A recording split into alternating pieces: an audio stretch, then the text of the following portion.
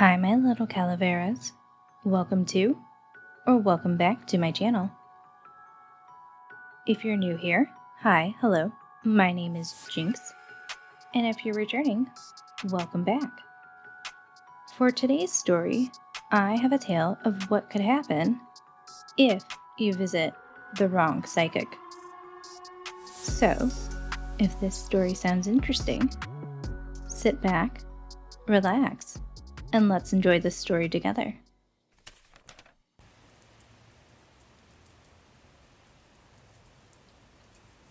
I can't stop thinking about the oracle. The memory of that day has corrupted my every thought. On good days, I might be able to stop thinking long enough to eat or change clothes before the anxiety cripples me back into submission. Today is not a good day.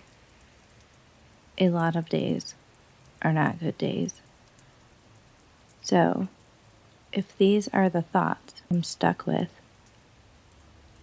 then they're the ones I'll write. I had just moved away to start college. My mind was filled with what ifs.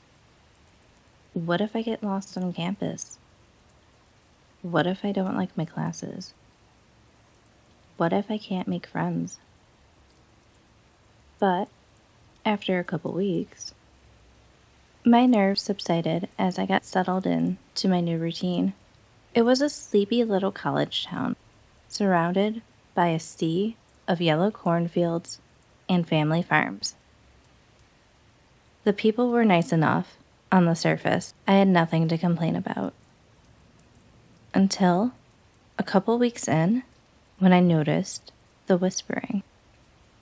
Initially, I wrote it off. I assumed it was just people whispering about me being new to the area, and that as the semester went on, I'd become more than just the new girl. But it didn't stop. Even well into the first semester, people who I thought of as friends, or at least classmates, still whispered to each other whenever I was around. I know what they kept whispering now. From the day that I arrived, the question on everyone's lips was, has she met the oracle? I first learned of her from a note that was stuck into my backpack. It was a yellow index card that said, "The oracle would like to see your future." It listed a new Drexel address, a time and date, and then said, "Bring an offering." I thought it was some weird small-town joke. After I had found the note, the whisperers turned their questions to me. I couldn't walk into a room without at least one person seeing me, briskly walking over, and then whispering in my ear excitedly, "Have you gone yet?" Or, "Have you met her?" They were so eager to talk about her. One told me he got winning lottery numbers from her. Another left his day job to start his own company because she saw it in his future. Another met her now husband because of the oracle. All success stories, all happy endings. I was skeptical. It was all so weird. I told myself I wouldn't go. But whether it came from curiosity or boredom, one Friday night, I found myself taking endless lefts and rights through the back roads lined with cornfields. In my passenger seat, I had a now worn-out index card with the address and a brand new family-sized package of Oreos. No one would tell me what kind of offering an oracle would want, but who doesn't like Oreos? I'm not sure what I expected, but it wasn't what I found. Pulling up to the address, I took a long dirt path surrounded by trees that gave way to a large clearing where two double-wide trailer homes sat, private and hidden. The yard was a mess of old and new. An old plastic slide and playhouse were faded from years out in the elements. Yet, next to them was a brand new playground structure made of beautiful dark wood. The green plastic slide looked shiny and inviting. The swings were pristine, with their chains clanking softly in the breeze. I turned my attention to the houses. Between them was an awning in which two cars sat parked, a beat-up Jeep Wrangler and a sporty-looking BMW. Before I noticed her, she was in front of me, holding out a hand to shake. She was a younger girl. We must have been around the same age. She wore a dirty work shirt and stained overalls. Brown hair lied braided behind her back. Brown eyes looked up at me expectantly, waiting for me to shake her hand. I was about to explain myself and tell her I was looking for the Oracle, but she cut me off before I could open my mouth. Hi, Elise. I'm Alex. But you probably heard of me as the Oracle. Nice to finally meet you. Wordlessly, I shook her hand. Come inside. You can sit on the couch while you freshen up. We'll be in the left house, she said, and without further discussion, she turned and began walking away. I followed her, but before I got to the door, she turned and said, Don't forget the Oreos. Double stuffed is my favorite. When I walked in, I was greeted by a small, cozy home. To the left was the kitchen, and to the right was a small dining room table, old and worn, with beat-up chairs to match. Walking past the table, I found the living room, furnished with luxury couches that were almost too big to fit the space. I sat and faced the large television that was nearly the size of the wall it hung on. I heard the shower running. It acted as brown noise as my mind began to wander. I thought about how strange it all was. Some girl living all the way out here can see the future. I didn't believe her. Not at first.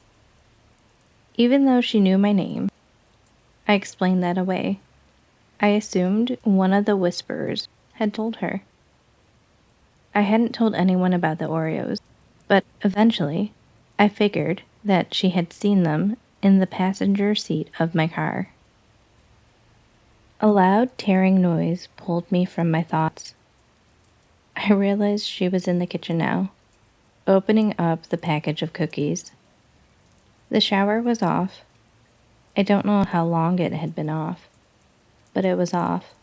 She was dressed in a different outfit of a t-shirt and overalls, cleaner, but still stained with dirt and car grease. Her hair was dry. So, I began, but I wasn't sure what to say. I remember being thankful that she cut me off again. Hey, sorry to leave you sitting there. I knew you would be here sometime, but I didn't know when. How did you know I would come here at all? I saw it, she said simply. The words hung in the air for a beat, then another. You have questions, I'm sure. They always do. Would you like to sit with me? I can explain what I know, she said, motioning to the beat-up dining table. I remember I was unsure whether I should sit down. I had thought about just leaving. that this was just some scam. But then I blinked, and I was sat facing her. A large candle sat between us, with a lid on top. She was speaking about something and must have been deep in thought. Her eyes didn't meet mine as she continued on. Like I said, I don't get to control what I see or how far. Without anyone, I only get dreams, fragments of thousands of futures that I can rarely make sense of. But when I have someone else here, I can see into the future through them. That's why I love new guests. Now, the visions are a sure thing. Fate or destiny, or whatever you want to call it. It's fixed. It's just yet to be lived. She paused for a moment, then made eye contact with me again. Sorry if I was rambling. Does that answer your question? I'm not sure, was all I could say. You might be feeling a little disoriented, but that's normal. It's this property. The land has something about it. It feels like you're in a fog sometimes. Can I get you some water or anything? I remember this moment. It fills me with regret, anger, resentment. I didn't know when she started talking or how much I missed, but I was sure that something was wrong. I didn't remember sitting down. I didn't remember asking her a question. I felt high. I felt so far from anything real, sitting at that shitty table. And I meant to tell her. I meant to say that I felt ill, that I felt cold, that I needed to leave. I opened my mouth, and the words started. And then the blinds were closed, and the room was dark. The candle flickered as our only light. We held hands above the table together, like a seance. She was telling me to look deeply into her eyes, and only into her eyes. We both sat, leaning forward. She stared into my eyes, and I stared into hers. The candle flickered. She bore into me with intensity. Her brown eyes looked even darker in the candlelight, and I was waiting. Waiting. My lungs burned, and I realized I had been holding my breath. I exhaled and waited. Another moment passed, and then the room began to glow. It was soft at first, an orange light that draped gently over the room. I looked around for the source. To my surprise, the candle was merely a whisper, and the blinds were still drawn. Look at me. I can't see unless you look into my eyes, the oracle reprimanded. I looked back at her. Her eyes emanated a faint orange light. Look deeper, she instructed. I obeyed. Her irises had changed from a common brown into something more. The orange became brighter, warmer. I heard birds singing. I felt the wind blowing. Everything was calm, serene. Her eyes were an early summer morning. They turned a shade of green, and I heard the leaves rustling in the breeze. It was all brighter now, hotter. She stared at me with suns for eyes. I strained to keep my eyes open, but I felt compelled to look harder. I saw the clear blue sky, of a summer's day, and then the blue gave way to purples and pinks as I watched the sun set. The night came, and her eyes twinkled with starlight. We were bathed in the light of the harvest moon. I watched the stars turn until the room began to glow orange again. Days passed in those eyes, then weeks, and then months. I stared into those kaleidoscope eyes, and I watched the seasons pass. The colors danced around the room, gaining speed. I watched the storms gather. Dark, foreboding grays that swirled with intensity and power. Lightning flashed in her sockets, and I smelt the rain. I was enamored when she reached the autumn months. The room shone brilliant shades of brown, yellow, and red, and we were buried in the falling leaves. I was lost in the flashing lights of a life I've yet to live, until suddenly it stopped. I found myself at the beat-up dining room table again. I was holding the hands of a stranger, with a faint candle lit between us. We were both standing out of our chairs and leaning forward to see each other better. She looked into my eyes, and I looked into hers. Her eyes were plain and brown and gripped with fear.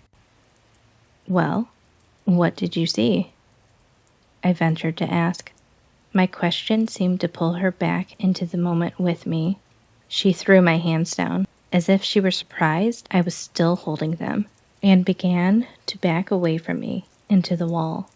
The oracle held her hands to her eyes, covering her face. From behind her hands, I heard a pleading whisper. "No, no, no, no, no." "What did you see?" was all I could ask. She slammed her hands on the table and began to scream. "No, no, no, no, no, no." There were tears in her eyes. Without a warning, she had exploded into hysterics. I was frozen, stunned, too stunned in that moment to stop her, as she took her first two fingers on each hand and began to gouge out her own eyes, all while still screaming. "No, no, no." She fell to the ground, screaming in defiance. What was left of her eyes hung out of the sockets, and blood stained her face, her clothes, and especially her hands. She was sobbing. I began to approach her. I wanted to help. I wanted to take her to the hospital. And selfishly, somewhere deep down, I needed to know what she saw. But I never got the chance. A harsh yellow light burst from her now empty eye sockets. It hummed with intensity and poured over me like a nuclear blast. The oracle sprung to her feet and screamed out in horror. "Oh God, I can still see it." Without another word, she grabbed the table firmly with both hands and bashed her head against it. Everything around me drowned in light. Explosions of yellow rattled me with each impact. She screamed and slammed her head again. My skin burned. Slam! My teeth ached with every sickening hit. Slam! Something cracked loudly. My eyes failed me. I only saw yellow. All-encompassing yellow. She screamed out again, a cry of terror, with a final slam. The light was gone as quickly as it came. The oracle lied dead. an eyeless mess of fear and gore. In every sunrise, in every storm, in every clear sky, I see her ever-changing eyes watching me. At night, when everything is still, I hear my heartbeat pounding away like a skull cracking against wood. And when sleep finally does take me, I see yellow, whispering to me about impossible things that are yet to be.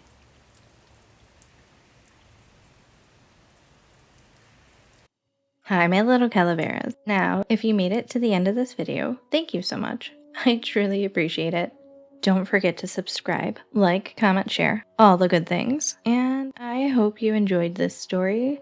It was quite interesting, and we still never found out what the Oracle saw. So, not cool. But yeah, I definitely thought it was interesting to see somebody like this and have such a crazy experience. I know I personally have seen a tarot reader, and yeah, nothing crazy like this had happened to me. But I did get some good information, so that's always nice. Anyways, don't forget that in my description box, I have my socials like my Instagram and my Twitter/X, whatever you want to call it, on there. So if you want any updates or any like art that I make, you can always see it there. Also, I have my Gmail and my Reddit if you want to read or possibly submit a story so I can read it here. But I am starting to ramble, so I'm going to go ahead and go. But before I go, remember, my little calaveras, don't let anyone or anything steal your light. Check under your bed at night. And until next time, bye.